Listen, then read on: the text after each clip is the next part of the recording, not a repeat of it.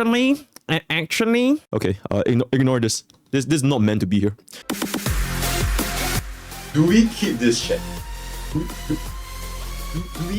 Do we keep the Tingwing chat?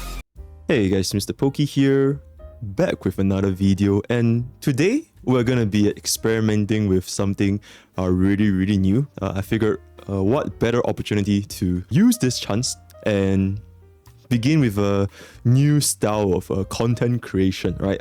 Joined by my very friendly Twitch chat over here today. And today, as you guys would have seen from the title, is none other than doing our Kafka's rerun review, which is a format that I've been doing ever since Silay's banner, right? Silla, whatever, right? Silla, Silver Wolf, Blade, and now it's gonna be Kafka. Sit back, relax, and essentially treat this like how you would treat any like lectures, online classes, you know, good old Zoom COVID classes with your host today, Professor Pokke, if I can say so myself. Okay, I'm not actually a professor. Alright, you know what? Mr. Choki is fine. Right? Mr. Choki is fine. Alright. So without further ado, let's get into today's content.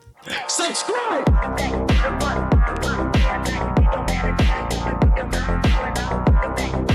Before we get into all of the rerun reviews as well as the guides and all that kind of stuff, I always have a little disclaimer. And today, right, the rerun review, as you guys would have seen from my previous rerun reviews, they are basically split into these three main things over here, right? They are applicable for all players. For those of you guys who have just started playing the game, for those of you guys who missed the current rerun banner previously, like if you guys wanted to pull Kafka but you were down bad for Blade or for whatever reason, right, and there's a chance, or for those whales who are looking to get more Kafka's Eidolons as well as thinking whether should get signature Lightcone, then this is going to be the guide for you, right? And then secondly, it is also not really a guide.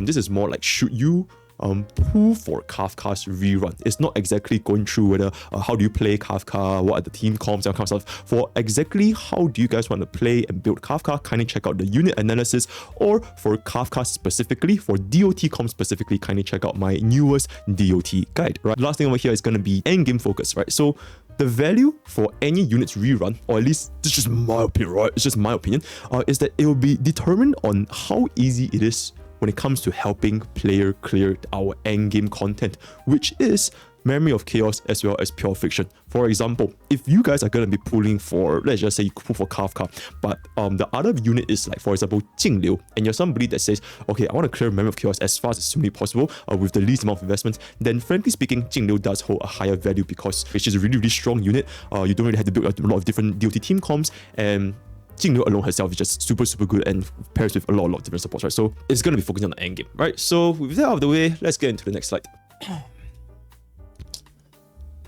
Okay, ignore this. This is not meant to be here. Anyways, okay. DOT trigger, right? So the very first mechanic for Kafka is going to be the DOT trigger, which is, I feel like everybody should know by now, that is the main appeal for Kafka in any sort of team comps, right? Because her skill and ultimate have the ability to trigger any DOTs and make her pretty much irreplaceable in a DOT team, which is like doubling a DOT damage. So what I mean by doubling is, under normal circumstances, whenever you were to use a DOT unit against the enemy, and this could be the strongest DOT unit in the entire game, the DOT have like a 5000% damage multiplier, it does not actually trigger any damage until it's the enemy's turn. For Kafka, she straight up front loads a DOT's damage output by triggering whatever kind of DOT you have on enemy target, which is why she is absolutely insane. Imagine a unit that makes Jingyuan's Lightning Lord go instantly. And secondly, she can also be ran with any element as long as the secondary DOT unit is on the right element. So she's very versatile. And on the flip side, you can also be running Kafka as a hyper carry, which right now tends to be the preferred choice actually, especially when it comes to even like Pure Fiction, right? Because most of our DOT units, they're all 4 stars, right? Sampo, Gwenathan, Luca, and frankly speaking, their damage multipliers is not incredibly insane. Not to mention, we might face skill point issues because you need them to apply the DOT kind of ultimate kind of stuff. Hyper carry Kafka right now is really performing like above expectations, if I can say so myself. Right? But that being said, if we are gonna be expecting the arrival of future 5-star DOT team comps such as Black Swan, then this can very well shift. But for that, we're just gonna leave it into Black Swan's pre-release analysis for further details, right? And then last point over here is gonna be the ease of build, right? So the thing with DOT unit is with the right main stats, right? I'm strictly talking about main stats. As long as you have the, for example, attack rope, elemental damage sphere, speed boots, as well as attack body or EHR body. Okay, in Kafka, it's gonna be attack body, right? You are pretty much good to go. All of the substat upgrades that you have for your gears, it is not that impactful, or rather not that important compared to a crit DPS, right? A crit DPS is very, very reliant on having an excellent crit ratio, which goes beyond your usual main stats, right? You want to find the crit rate substats, you want to find the crit damage substats, you know, double crit on kind of stuff. So it is very, very annoying. But for Kafka itself, even if you, let's say, have like the absolute most dog shit substats, you just could not roll attack, you could not roll speed, but she is already serviceable as long as you have the right main stats. But this can't really be applied to a crit DPS. Like if your crit DPS has no crit subsets, it's like... Another point is that for Kafka specifically, she does not need effect hit rate because of her trace, which makes her skill and ultimate and all kind of DOT have a base chance of 130%, which means she only needs around 18% EHR. So pretty much like 1 or 2 subsets is good enough, right? So this is kind of like a build on to the previous point, which is a flexible team building, right? So from this CN slide, as you can see over here, I'm just going to roughly translate. Luca is basically saying when it comes to physical weak enemies or any enemies that are weak to physical, you would want to let Luca be the one breaking the target, because a broken unit, especially a physical broken unit, the bleed, they can be triggered by Kafka, which, in case you guys don't know by now, physical bleed is the strongest, most powerful DOT damage in the entire game, a percentage of maximum health. And that's why when it comes to enemies that are weak to physical, you ideally want Luca or even Shu Shang, right? Even Shu Shang can work to break the target, and then Kafka can trigger those DOTs to do like tons of damage, right? Yeah, so that's gonna be that. And then for another one, it's gonna be the hyper carry setup. They chose to run with Silver Wolf as well as Team Green. Silver Wolf to mark the enemy with the lightning weakness, so that Kafka is always on element, and then Team Green can just give Kafka tons of energy and attack buff, right? So that's one hyper carry setup you can run. Another DOT setup is Kafka with Sampo and Asta. Okay, keep in mind the Asta over here, the 2 Asta over here, this is way back in the days since like when she first released, right? When Runmei was not a thing. Look how far time has brought us. It's insane, right? Look how much our Asta has grown up. So all these Asta, you can just essentially swap them in Runmei to get an even better performance, right? But for Sampo specifically, he's really, really good, especially when you want to trigger your DOTs against multiple targets, because his ultimate is AOE DOT vulnerability. Yes, correct. So yeah, these are some of the flexibility when it comes to team comps, and these are strictly pretty much all 4-star units with the exception of Silver Wolf, right? And even for Silver Wolf, if you want to run her with Pella, it's also completely fine. That's why I said Kafka herself, she will most likely fit into every single DOT team comp going forward because of a DOT trigger mechanic, right? So team building is super, super flexible, not specifically for DOT in general, but specifically for Kafka. Kafka is what makes team building flexible, because she can trigger any DOT. You can't really have a very flexible team building when it comes to, for example, Black Swan, right? If you want to run Black Swan, chances are you're probably going to be running her against an enemy that's weak to wind. You are probably not going to be running her on off element thing. And if you are going to be running Kafka with Black Swan, Kafka is the main priority here because she can trigger Black Swan's Arcana and all that kind of DOT, right? But without Kafka, it will be very, very problematic, right? So Kafka is really, really like a Bruce Lee, right? Be like water, my friend, right? So really, really flexible, right? So add a second DOT, add a support, add a sustain, or if you want to use hyper carry Kafka, that's also completely fine, right? But on the flip side, this is not only positives, right? On the flip side is that if you're trying to build a good and versatile DOT team, you do require a little bit more of a horizontal unit investment to fully make use of this benefit that is being capable of using Kafka against differing elements, right? For example, if you want to bring Kafka against an enemy that's weak to wind, you will probably want to build up Black Swan or Sampo. But if you want to bring Kafka against an enemy that's weak to physical, you will probably want to build Luca. So because of this, you can't really be running Kafka alone specifically unless you have Silver Wolf. But then if you bring Silver Wolf, then it's not really Kafka's benefit anymore. It's more like Silver Wolf's benefit, right? So for players that want to just use DOT against every single team comp, you pretty much need to build the right DOT element, and then Kafka is going to be the glue that ties everything together. For players that want to only invest in like a single DPS unit, right? For example, if you only want to invest in Jingliu, if you only want to invest in Eidolon, you only want to invest in Sile, go ahead, invest in them, and then just bring your normal support, right? Bring on Bronya, bring on Ranmei, bring on Tingyun, bring on Pella, and they can pretty much just destroy you. Even while being off element, it is quite easy to do so with Jingliu, Eidolon, on account of really strong DPS. But for Kafka specifically, if you guys try to run Kafka off element without any other DOT, it's not going to be a good time, right? So yeah, that's that for the next thing. And moving on is her endgame viability. When it comes to endgame viability, let's just talk about Memory of Chaos first, right? Like I mentioned previously, it is a very adaptable unit, right? You can pretty much fit Kafka with DOT as long as it's on element. But at this point specifically, I want you guys to take note is that for DOTs, we really only have physical, lightning, fire, and wind, right? For enemies that are weak to quantum, imaginary, and ice, these three elements do not have DOT, right? Your freeze, your entanglement, your imprison, they are not considered as DOT at all. So you probably would not be able to run Kafka against enemies that are weak to these elements. Although, if you have Silver Wolf, you can bring Kafka along because of the Silver Wolf's witness implant, all that kind of good stuff, right? So while being adaptable is a good thing, DOT in general, they clear slower than crit due to the nature of a DOT, right? The word DOT, it signifies damage over time. It is not damage right the now, right? So that's the problem with DOT. So if players really want to like pull a unit that can help you clear a stage in as fast as humanly possible, it might be a little bit problematic because for DOT, even though Kafka can bring forward the damage, right, brought by DOT targets, you still need to wait for the enemy's turn to arise, and during the enemy's turn, your DOT will trigger again, right?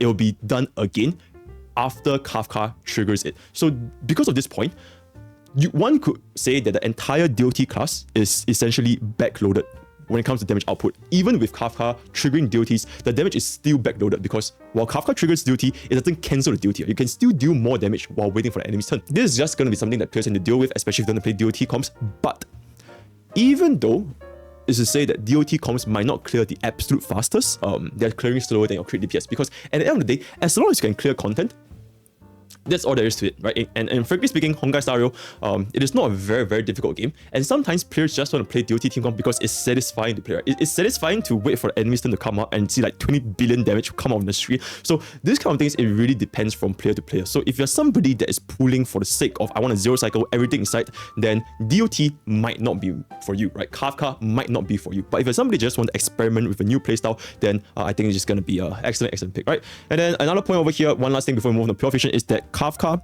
or DOT in general, they run the risk of getting cleansed or having a DOT dispelled, right? Excellent example.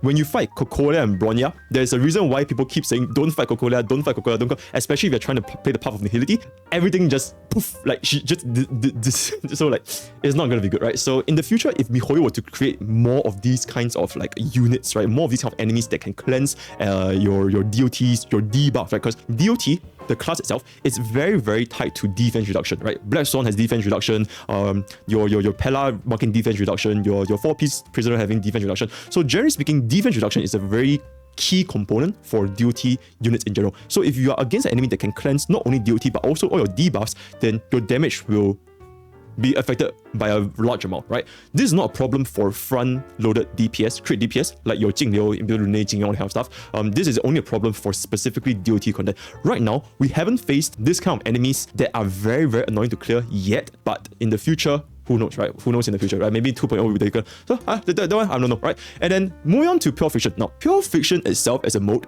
frankly speaking, it is not a very difficult content, right? Because the buffs that we have from pure fiction, it is so good. We are literally seeing main DPS Pella, main DPS Luocha clearing pure fiction with their 5 target ultimates. That's just how strong the buffs pure fiction is. And Kafka is no exception to this, which is why Hyper Carry Kafka is doing incredibly well in pure fiction right now, because her ultimate targets 5 enemies, right? And you pair her up with Tingyun, you pair up with Pella, you pair up with Luocha, she can very, very easily clear 40,000 points for you. But as a whole, Pure Fiction itself as a mode, I just feel that it's not really developed strong enough.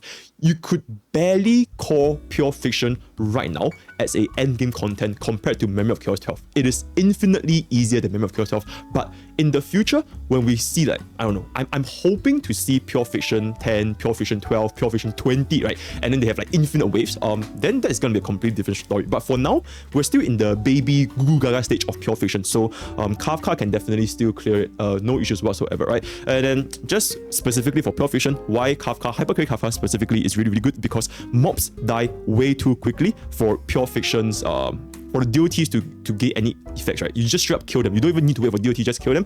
That's why there's no point running Kafka with like your Sampo, with Luca, with your Queen Iphone. And this will also likely be the case for future DOT units such as Black Swan or your 5-star fire, 5-star physical DOTs. So generally speaking, in Pure Fiction, if we are going to be playing Kafka, Hypercarry should be the way to go. Okay, now for this topic, for the rest of the class who are not whales, or if you guys don't want to spend that much, you guys can go ahead and have a little bit of a recess break, right? Go ahead and go to the toilet, all that kind of stuff. But for my spending players, for players who want to get Kafka's Eidolons, want to get her signature Lightcone, then this is going to be the section for you, right? We're not accounting for Kafka with another DOT, so expect even greater results if we pair Kafka with like Black Swan, with Sampo, with Luca. All of the DOTs will also be amplified by Kafka's Eidolons. That's why Kafka's Eidolons, generally speaking, is really, really good if you're going to go for a DOT, right? So as you guys can see from the chart done up over here, Kafka's Eidolon 1 is her most significant Eidolon other than Eidolon 6, because this Eidolon 1 is increased DOT damage taken, right? It's not your damage percentage, it is not attack percentage, it is increased DOT damage taken, which is basically Sampo's ultimate. So as I was saying, E1 really, really good. But one thing to consider is that this Eidolon 1, it only happens from Kafka's follow-up attack.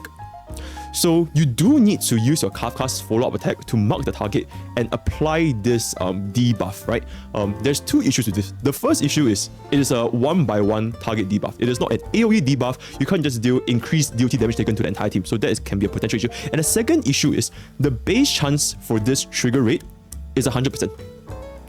So if we want to reliably mark Kafka's Eidolon 1 debuff, then players would probably need to increase Kafka's effect hit rate to be consistent, right? So it might be a little bit pain in the ass. For Kafka's Eidolon 2, it is not as big as a damage increase compared to Kafka's Eidolon 1, because it is increased damage, right? It is not increased damage taken, it is just straight up increased damage. But one good side for Eidolon 2 that Eidolon 1 doesn't have is that this Eidolon 2 is basically permanent.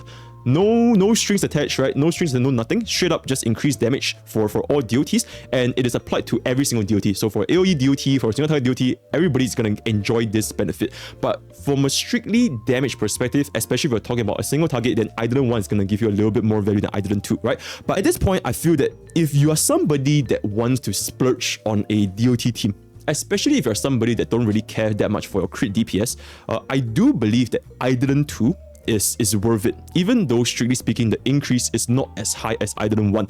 The main reason is just because, like I mentioned, it is applied to your entire team of DOTs. So even if you have like I don't know, like 3 different DOTs, right, every single DOT is going to have exponential increase from both the Eidolon 1 and Eidolon 2. And second of all, it's just constant. Sometimes you might not even hit your Eidolon 1 just because your God wants to you, right? So that's going to be that, right? Okay, next for Eidolon 4 is the energy Eidolon. Eidolon 4 with an energy regeneration rope can enable Kafka to cast a 2-turn ultimate pretty much every single time. But this 2-turn ultimate, it can also be achieved with an attack percentage rope as long as Kafka kills a few units.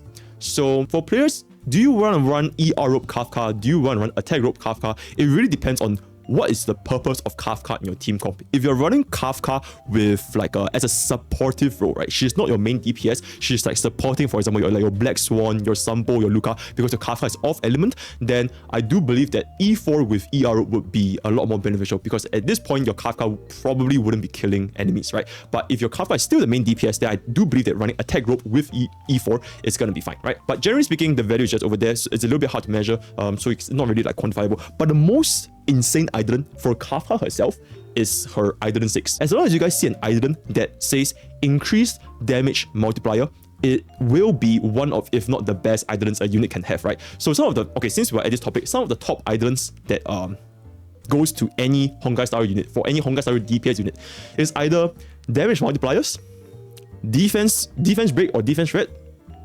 or res penetration, right? These three things, they tend to be one of the most valuable Eidolons because none of these things can really be substituted by anything else, right? Multiplier is just straight up your multiplier. Defense shred and vulnerability, they are not as good as multiplier because you can kind of increase them with like your support units, right? Like your Run Mei, your Silver Wolf, they can kind of increase but your multiplier is fixed. Your multiplier will always be fixed, and that's why Kafka's E6 is a really, really massive damage increase if you're going to be going for the Eidolon 6.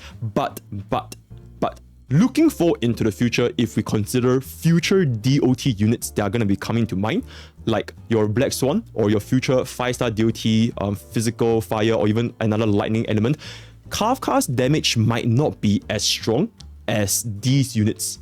Like for example, should you get an E6 Kafka with like a E0 Black Swan, or should you just get a E2 Kafka with like a E2 Black Swan with another E2 DOT unit, right?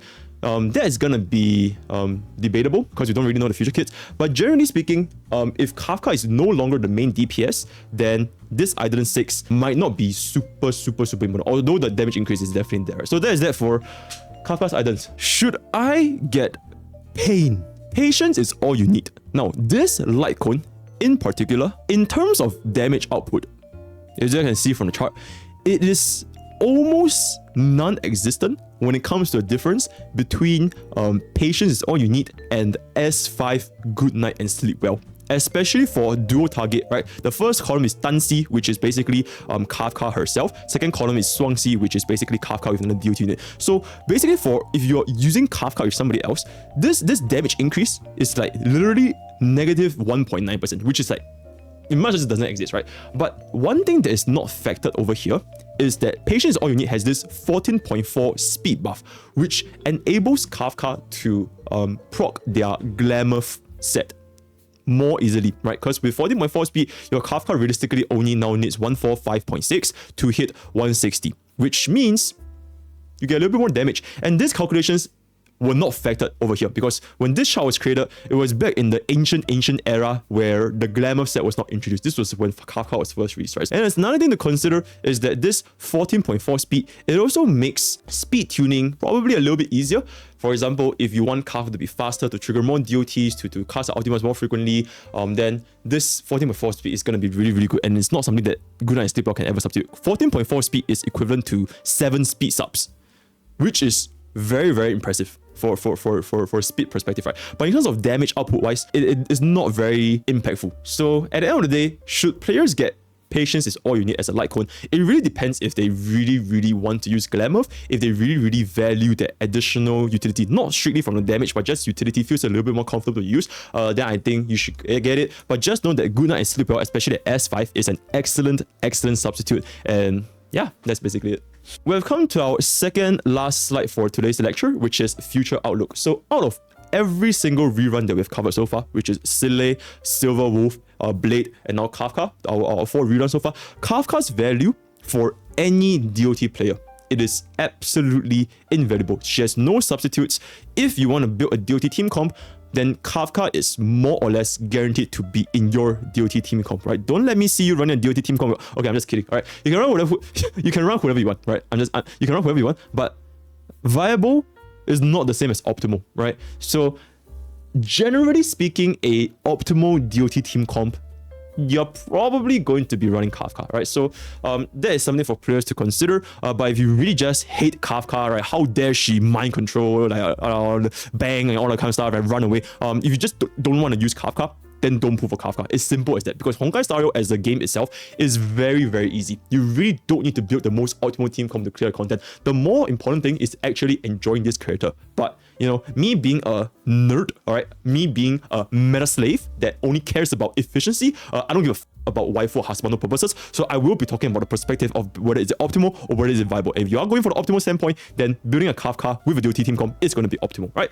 Okay, so think of Kafka as the Bronya / Run Mei equivalent for a DOT team. she is that universal for pretty much any DOT team comps that we can think of, right? The ability to trigger any DOT is just too good not to have, right? You can trigger wind shear, you can trigger shock, you can trigger bleed, you can trigger what's the last one? Burn, right? So it's just super good to have. But that being said, not just Kafka, but DOT team comps in general, they will face a little bit of an issue when it comes to clearing endgame content in the absolute fastest time, like I mentioned previously for the Memory of Chaos, the endgame content section, right? Because DOT, it is essentially backloaded damage. So do take that into consideration when you're thinking of whether should you pull for Kafka or whether should you build a DOT team comp. But even though it is backloaded damage, it is still more than enough to clear all content. And in fact, it is not impossible to do a zero cycle with DOT team comps. It is definitely possible to do a zero cycle. In fact, Kafka's zero cycle, I'm going to insert a video here. Kafka's zero cycle was one of my very first zero cycle I've ever done on my YouTube channel. So it's definitely possible, but it's just a little bit more annoying, right? So that's going to be that. And then lastly, if free-to-play / low spenders, you want to play Kafka, right? You want to play DOT, but at the same time, you also want to play crit. You want to play both, right? Then be prepared to spend a lot more stamina when it comes to building your team comps. What do I mean by this more stamina? Number one, you need to build a lot more units. Not only do you have to build your normal supports, your DOT, your DPS, now you also have to build other DOTs to essentially unlock the full playing experience, optimal playing experience as a DOT team comp. So that's more. You need to build a lot more units. You need to build a lot more tracers, right? You need to build more light codes, right? Number two, domain farming for DOT, it is pretty much tied to the DOT dungeon, right? You will pretty much always be farming your 4-piece prisoner in the prisoner / Grand Duke sec. But if you are going to be building your crit DPS, then I say that you're pretty much always going to be farming for the quantum set. So now you're facing a situation where you need both a good as quantum set as well as a good as DOT set. So now you have to kind of like just jump your stamina all over the place. So it can be a little bit annoying, especially for a free-to-play who doesn't really have enough stamina to build a proper team comp, right? So something to consider. In summary, Kafka, she is going to be the foundation for our DOT team comp. Her value, fast placing Black Swan or any DOT units in the future, in the near foreseeable future, unless MiHoYo to release another unit that can trigger DOTs, then by then Kafka can just go there. Right, but until that day happens, Kafka is just really good for DOT, right? So by offering players an alternative playstyle as well as a relic investment plan, right, you can no longer need to farm for double crits. That's absolutely crazy, right? So now that you can actually use your speed gear, your attack gear, and you can run them very efficiently with a DOT team comp, it is really good when it comes to quality of life. Right? You don't have to just keep farming for crit gears. So she greatly increases our team building flexibility for anybody that is playing Honkai starrail, right? So last section, banner comparison between Kafka, Dr. Ratio, Black Swan, and Imbibitor Lune. First of all, 2.0 pony opinions. Check out my previous video that I've just done yesterday, where I go through should you pull for Black Swan, should you pull for Imbibitor Lune, should you pull for Sparkle, or should you pull for Jingyuan, right? For your current banner, for Dr. Ratio, here's a free unit. Don't have to think about it that much. But Dr. Ratio's Lightcone is really good. So if you're going to be still going for a normal crit route, you might want to consider getting Dr. Ratio's Lightcone for Dr. Ratio, right? For Black Swan, between Kafka and Black Swan, Kafka, she definitely is the foundation, right? I mentioned in my previous video before, you're building a house, you need to set your foundation for the house first before you actually move in all your furniture, right? Kafka is the foundation. She is the brick house, right? So she will make pretty much all your DOT comms function, but Black Swans make your DOT comms even better, right? So between these two units, Kafka first, then Black Swan, from a strictly optimal standpoint, right? And then lastly, Imbibitor Lune, like I mentioned in my previous video as well, there is absolutely no need to go for easy Imbibitor Lune, especially if you're free to play or low spender, because you do have a free Dr. Ratio, unless you want to feel the Thanos within you and go for an E2 Imbibitor Lune. If you want to do that, then by all means, go for an E2 Imbibitor Lune, because frankly speaking, E2 Imbibitor Lune, as of this current moment, is still the strongest Eidolon 2, in fact, the strongest DPS we have in the entire game. And with that, we have come to the end of today's content. If you guys would like to engage in any further discussions, head on over to my Discord at Pokke's Village, where we're a very active community talking about Honkai starrail on a daily basis. You guys want to check out my stream, that's going to be twitch.tv/MrPokke, where I'll be streaming every single day, almost every single day, and share will be updated on Discord as well, right? So that's all I have for today. All the best for your gacha pulls, and I'll see you guys next time. Take care. Alright, chat. I will now be taking Q&A. I don't think I'll be adding Q&A to YouTube because it's a little bit too much yapping. I genuinely cannot believe this shit. I genuinely cannot believe this shit. I genuinely cannot believe this shit, guys. Did I say how I genuinely cannot believe this shit? I genuinely cannot believe this shit, guys.